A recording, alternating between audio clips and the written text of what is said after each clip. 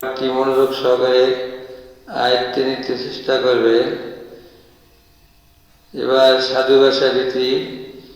এ ভাষা সর্বজন গ্রাহ্য লেখার ভাষা। পক্ষান্তরে চলতি ভাষা রীতি সর্বজন বোধ্য মুখের ও লেখার ভাষা। দুই নং পার্থক্য হল সাধু ভাষা রীতি সবসময় ব্যাকরণের নিয়ম মেনে চলে, পক্ষান্তরে চলতি ভাষা রীতি সবসময় ব্যাকরণের নিয়ম মেনে চলে না।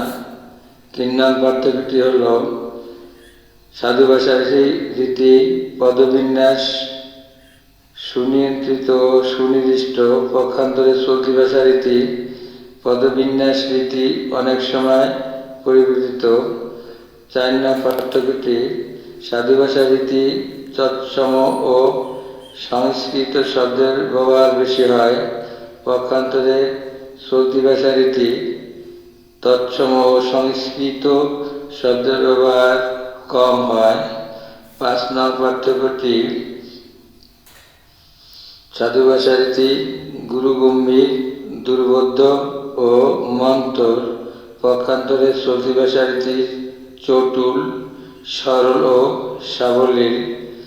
ছয় নং পার্থক্যটি সাধু ভাষা রীতি অপরিবর্তনীয় তাই কৃত্রিম, পক্ষান্তরে চলতি ভাষা রীতি পরিবর্তনশীল তাই জীবন্ত।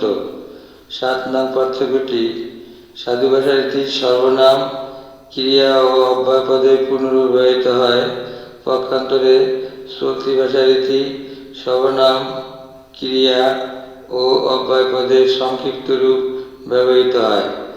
শেষ পার্থক্যটি অর্থাৎ আট নং পার্থক্যটি সাধু ভাষা রীতি বক্তৃতা ও ভাষণ ইত্যাদি উপযোগী নয়, পক্ষান্তরে চলতি ভাষা রীতি বক্তৃতা ও ভাষণ ইত্যাদি উপযোগী। ধন্যবাদ সবাইকে। যে যেখানে আসো সুস্থ থাকো, ভালো থাকো এই কামনায় শেষ করছি।